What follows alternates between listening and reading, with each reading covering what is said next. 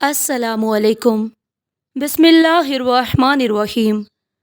ہمارے یہاں رواج تھا، جس بھی لڑکے کی شادی ہونے لگتی اسے ایک رات پہلے اس کے بازو پر سرخ رنگ کا دھاگا باندھ دیا جاتا، جس کی وجہ سے وہ پوری رات سوئی رہتی اور اگلی ہی صبح جب اس کی آنکھ کھلتی تو اس کے پاس ڈھیروں پیسے ہوتے اور پاؤں پر ہلدی لگی ہوتی۔ مجھے یہ سب بہت عجیب لگتا تھا کیونکہ میں پڑھی لکھی تھی اور میں یہ راز معلوم کرنا چاہتی تھی۔ ایسے جب مجھے شادی سے ایک رات پہلے بازو پر وہ دھاگا باندھا گیا تو میں نے چوری چھپے اس دھاگے کو توڑ کر پھینک دیا اور نیند کا ڈرامہ کیا۔ ابھی 10 منٹ بھی نہیں ہوئے تھے کہ یہ دیکھ کر میرے تو پیروں تلے سے زمین نکل گئی۔ جب شام ڈھل کر رات کے گوش میں گرتی ہی جا رہی تھی، پرسکون سی لاپرواہی سی ہوا چل رہی تھی، میں چھت پر بیٹھی پرندوں کو اپنے مسکنوں کی جانب واپس لوٹتے ہوئے دیکھ رہی تھی، جب میری والدہ میرے پاس آ کر بیٹھ گئی۔ ایک دم سے مجھے سارا ماحول ہی گھٹن زدہ لگنے لگا۔ میری والدہ بولی، نیلم، اگلے ہفتے تمہارا نکاح ہے۔ شادی سے ایک رات پہلے تم نے اپنے بازو پر سرخ رنگ کا دھاگا باندھا ہے اور میں تمہارے منہ سے کوئی واویلا اور شور نہ سنوں۔ میری والدہ اٹھ کر چلی گئی۔ میں غصے سے ان کی پشت کو گھونٹتی رہی۔ مجھے اپنی والدہ ایک آنکھ نہیں باتی تھی اور اس کی وجہ وہ تھی جو میں کسی کو تو کیا خود کو بتاتے ہوئے بھی ڈر سی جاتی۔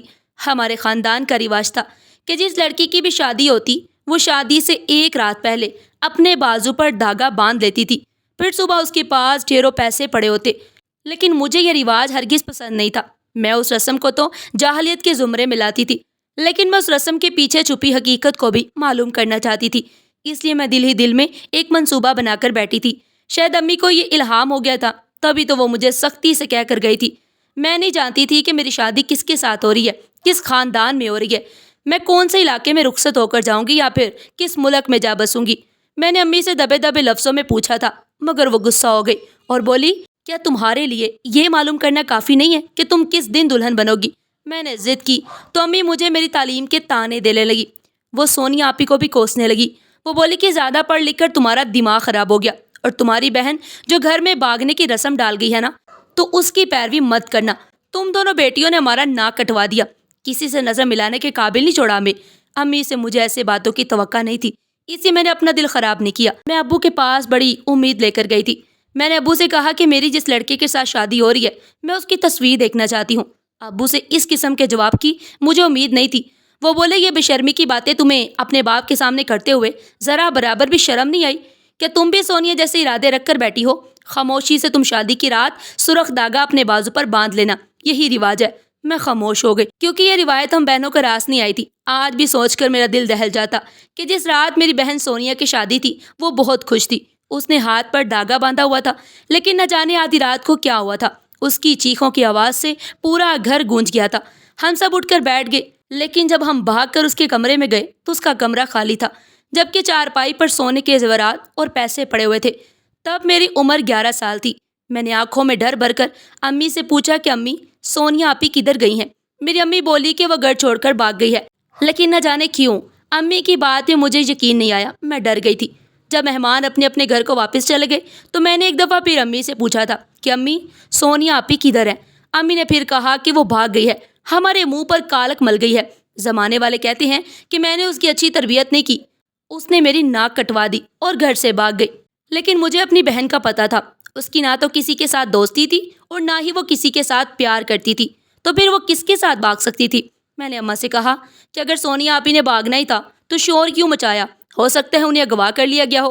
امی نے مجھے گھور کر دیکھا تو بولی کہ تو اپنے دماغ پر زیادہ زور مت ڈال۔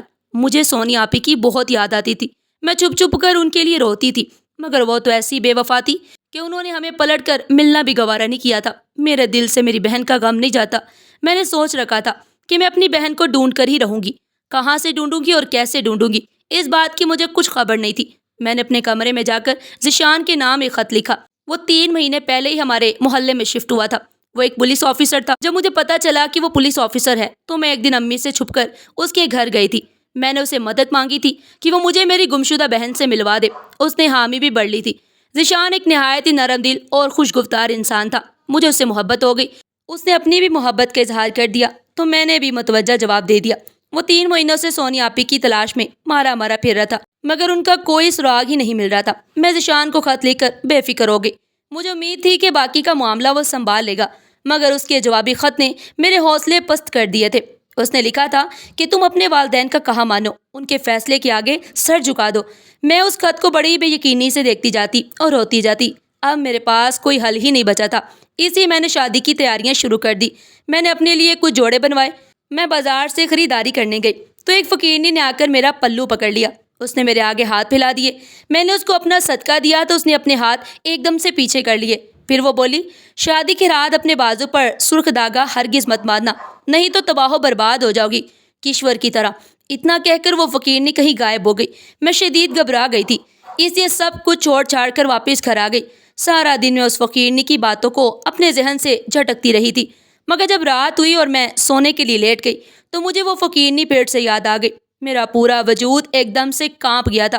اس فقیرنی میں کچھ ایسا ضرور تھا جس نے مجھے حیران کر دیا، اور وہ کیا تھا یہ میں یاد نہ کر پائی، لیکن اس کے الفاظ ابھی تک میرے دماغ میں گونج رہے تھے۔ وہ کون تھی اور کشور کو کیسے جانتی تھی؟ کشور میرے تایا کی بیٹی تھی۔ اس کی شادی 5 مہینے پہلے ہی ہوئی تھی، لیکن وہ ابھی تک ایک دفعہ بھی گھر کسی کو ملنے نہیں آئی۔ میری بہن کی طرح ہمارے خاندان میں اور بھی بہت سی لڑکیوں کی شادیاں ہوئی تھی۔ ہر لڑکی رات میں وہ داغا باندھتی اور صبح رخصت ہو کر چلی جاتی، لیکن پھر ان کا کوئی اتا پتہ ہی نہیں ملتا۔ وہ کہاں جاتی، کہاں رہ رہی ہوتی، کسی کو کچھ خبر نہیں ہوتی۔ میں امی سے پوچھتی تو وہ کہہ دیتی کہ سب اس داغے کی کرامات سے ہوا ہے۔ میں نے ٹھان لیا تھا کہ میں الٹا آگے کی کرامات دیکھ کر ہی رہوں گی، مگر اب جب مجھ پر وہ وقت آیا تو میرے حوصلے پست پڑ گئے تھے۔ ابھی بھی بہت سے سرے مسنگ تھے جو مجھے ہی تلاشنے تھے۔ میں نے خاموش رہنے کا ارادہ کیا۔ میں خاموشی سے اپنی شادی کی تیاریاں کرتی ہی جا رہی تھی۔ امی اور ابا دونوں ہی میری جانب سے بے فکر ہو گئے۔ اب وہ اپنے کاموں میں مصروف ہو گئے۔ ابا ہر روز سبزیاں بیچنے جاتا تھا۔ امی ابا کے جاتے ہی استری شدہ سوٹ پہن کر لپسٹک لگا کر کوٹھی میں کام کرنے چلی جاتی تھی۔ میں گھر میں بیٹھی بس کراہتی رہتی تھی۔ میں نے ایک دفعہ پھر سے بازار کا چکر لگایا تاکہ مجھے اس دن والی بھیکارن مل جائے، مگر وہ مجھے کہیں بھی نہیں ملی۔ میں بڑی دیر بازار میں ہلکان ہوتی رہی، پھر مایوس ہو کر میں نے واپسی کی راہ لی۔ میں گھر واپس آ رہی تھی جب میری نظر ذیشان کے گھر پر پڑی۔ دل میں خیال آیا کہ مجھے آخری دفعہ اس سے بات کر لینی چاہیے، آخر مجھے بھی تو پتہ چلے کہ اس نے اچانک مجھ سے نظریں کیوں پھیر لی ہیں۔ میں یہی سوچتی ذیشان کے گھر داخل ہو گئی تھی۔ میری خوش قسمتی یہ تھی کہ گھر کا دروازہ کھلا تھا۔ میں دبے قدموں آگے بڑھ رہی تھی، اچانک امی کی آواز میرے کان میں پڑی۔ میں بوکھلا کر رہ گئی۔ امی ذیشان سے کہہ رہی تھی کہ صاحب جی، گھر کی صفائی ہو گئی ہے، اب برتن دھو دوں۔ وہ بھی کچھ بولا تھا مگر میں الٹے قدموں ہی گھر لوٹ آئی تھی۔ اب مجھے پتہ چل گیا تھا کہ اس نے ایک کام والی ماسی کی بیٹی سے شادی کر کے بھی لینا کیا تھا۔ میرا دل بری طرح ٹوٹ چکا تھا۔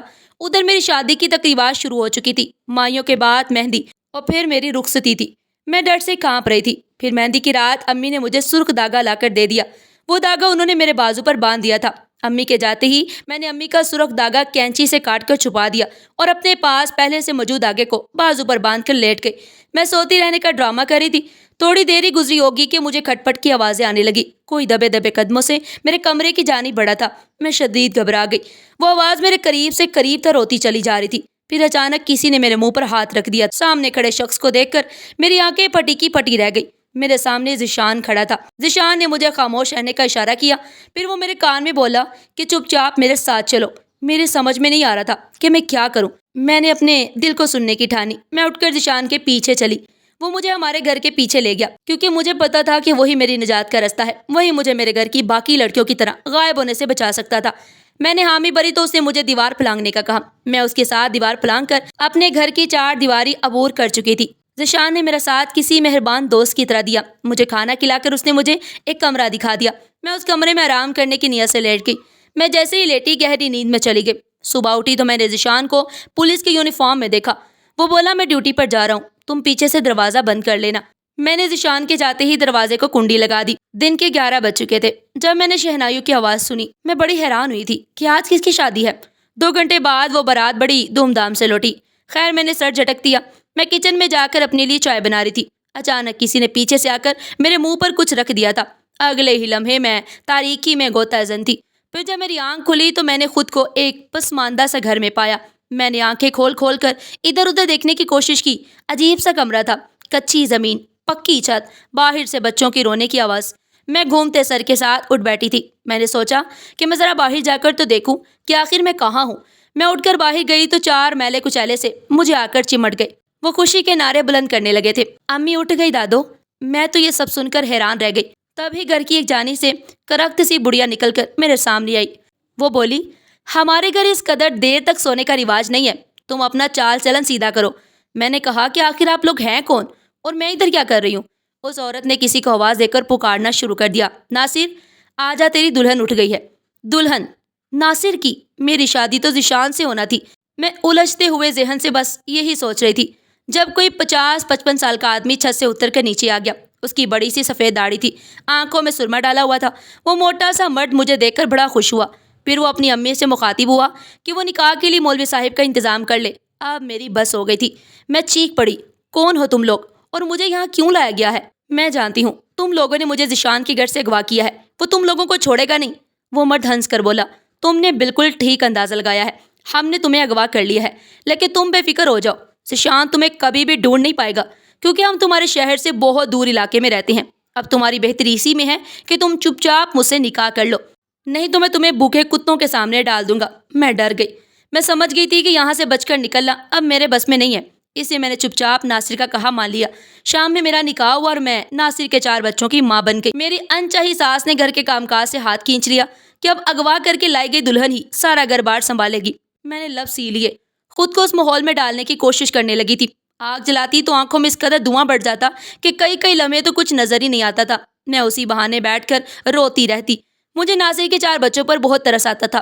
وہ بہت چھوٹے چھوٹے سے تھے، 7 سال سے کسی کی بھی عمر زیادہ نہیں تھی۔ میں ان کو نہلا دھلا دیتی، ان کو صاف لباس پہنا دیتی، لیکن میں نے اپنے حواس کو ہر لمحہ چوکنا رکھا ہوا تھا۔ میرے ساس کے پاس سارا دن گاؤں کی عورتیں آتی رہتی، انہی کی بدولت مجھے پتا چلا کہ مجھے کہاں لایا گیا ہے۔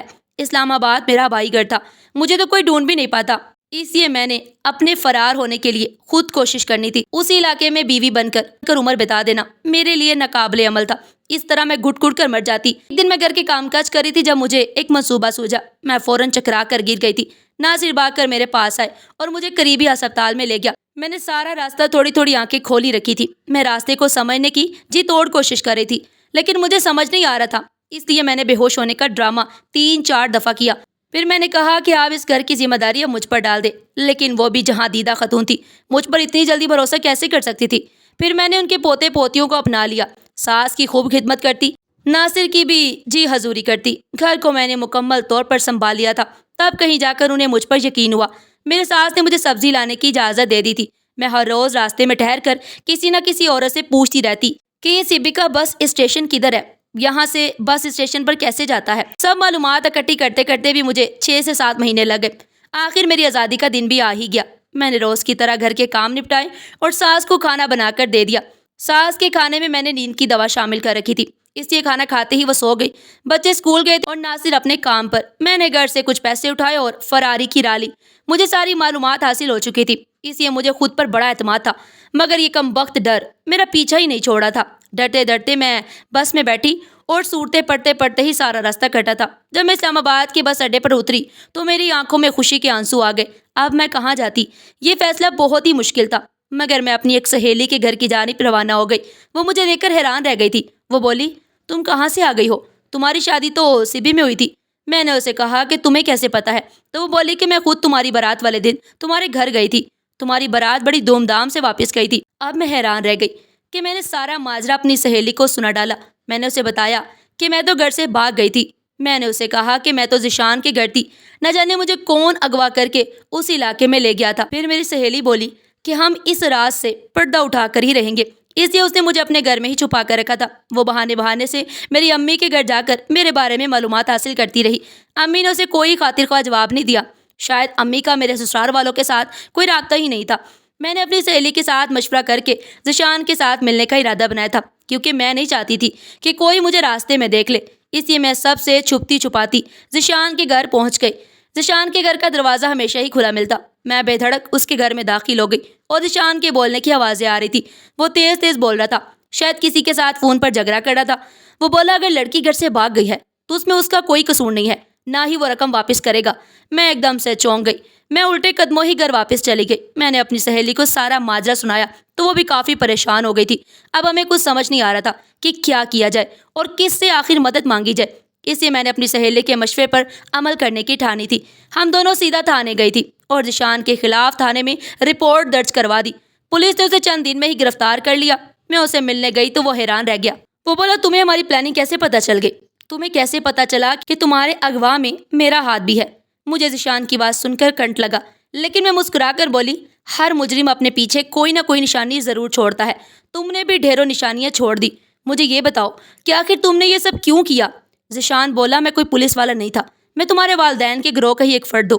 تمہاری فیملی میں یہ رواج تھا کہ تم لڑکیوں کو فروغ کر دیا جاتا تھا، اس لیے سرخ رنگ کے دھاگے کا ڈرامہ رچایا جاتا، اس دھاگے پر نشہ آور سپرے چھڑکی جاتی تھی جس سے لڑکی بے ہوش ہو جاتی، اور وہ لوگ جن کو لڑکی بیچتی جاتی تھی وہ اسے اٹھا کر اپنے ساتھ لے جاتے تھے اور اس کی جگہ ڈھیروں نقدی اور زیورات رکھ جاتے، پھر صبح خالی بارات دھوم دھام سے لے جاتے، کیونکہ لڑکی تو پہلے ہی ٹھکانے پر پہنچا دی جاتی تھی۔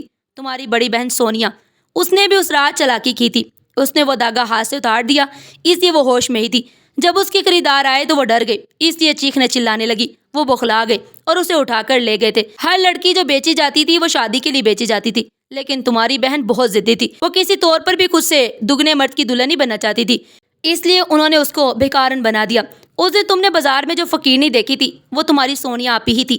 ہمیں پتا تھا کہ ہر لڑکی کو اس دھاگے پر شک ہوتا تھا، اس لیے میں تمہاری کزن کے محلے میں پولیس آفیسر بن کر جاتا رہا۔ وہ مجھ پر یقین کر لیتی تو میں ان کو اپنے گھر میں چھپنے کا مشورہ دیتا تھا، جہاں سے اس کے گاہک اسے اٹھا کر لے جاتے تھے۔